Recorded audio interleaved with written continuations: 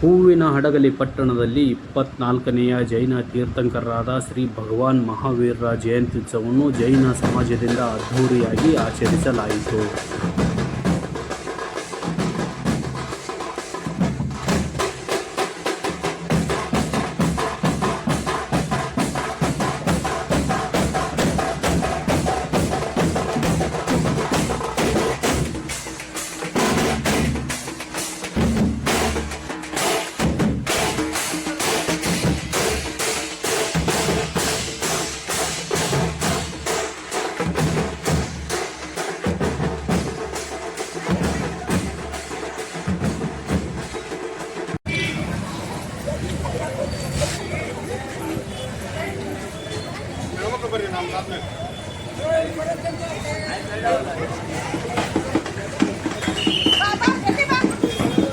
ಬರ್ರಿ ಯಾರು ಕರೆಯೋದು ಬರ್ರಿ.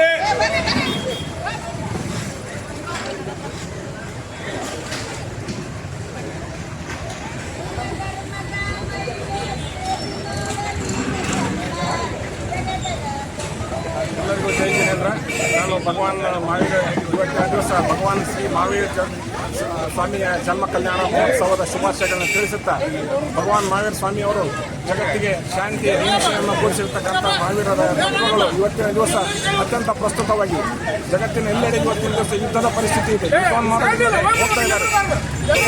ಜಗತ್ತಿನ ನಾಯಕರೆಲ್ಲರೂ ಇವತ್ತಿನ ದಿವಸ ಯುದ್ಧೋನ್ಮಾದವನ್ನು ತ್ಯಜಿಸಿ ಮಹಾವೀರರ ಒಂದು ತತ್ವಗಳನ್ನು ಬೋಧನೆಗಳನ್ನು ಅಳವಡಿಸಿಕೊಂತ ವಿಶ್ವನಾಯಕನಾಗಿರ್ತಕ್ಕಂಥ ಮಹಾವೀರರ ಒಂದು ವಿಚಾರಗಳನ್ನ ಎಲ್ಲರಿಗೂ ಅಳವಡಿಸಿಕೊಂಡು ಯುದ್ಧಗಳನ್ನು ತ್ಯಜಿಸಿ ಶಾಂತಿಯನ್ನು ನೆಲೆಸಿ ಜಗತ್ತಿನ ಸಮೃದ್ಧಿಯತ್ತ ಕೊಂಡೊಯ್ಯತಕ್ಕಂಥ ವಿಚಾರಗಳನ್ನ ಇವತ್ತು ಅಳವಡಿಸಿಕೊಂಡು ಜಗತ್ತನ್ನು ಮತ್ತೊಮ್ಮೆ ಜಗತ್ತಿನಲ್ಲಿ ಶಾಂತಿ ನೆಲೆಸುವಂತೆ ಮಾಡಬೇಕು.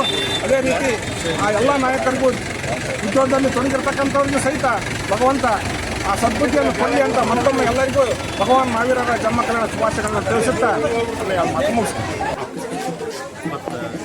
24ನೇ ತೀರ್ಥಂಕರರಾದ ಭಗವಾನ್ ಮಹಾವೀರರ ಜಯಂತ್ಯೋತ್ಸವದ ಆರ್ಥಿಕ ಶುಭಾಶಯಗಳು.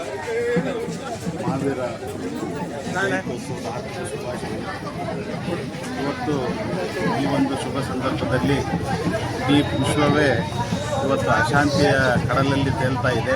ಹಾಗಾಗಿ ಮಹಾವೀರವರ ತತ್ವಗಳು ಇವತ್ತು ಇಡೀ ಪ್ರಪಂಚಕ್ಕೆ ಬೇಕಾಗಿರ್ತಕ್ಕಂಥದ್ದು. ಶಾಂತಿ ಮತ್ತು ಅಹಿಂಸೆಯ ನೆಲೆಗಟ್ಟಿನಲ್ಲಿ ಧರ್ಮವನ್ನು ಸ್ಥಾಪಿರ್ತಕ್ಕಂಥದ್ದು ತೀರ್ಥಂಕರರ ಒಂದು ವಿಶೇಷ. ಪ್ರಪಂಚದಲ್ಲಾದ್ಯಂತ ಅಪಾರ ಭಕ್ತಾದಿಗಳನ್ನು ಹೊಂದಿರತಕ್ಕಂಥದ್ದು. ಹಾಗಾಗಿ ಇವತ್ತು ಈ ಒಂದು ಸಂದರ್ಭದಲ್ಲಿ ಎಲ್ಲರಿಗೂ ಜಯಂತ್ಯೋತ್ಸವದ ಶುಭಾಶಯಗಳನ್ನು महावीर भगवान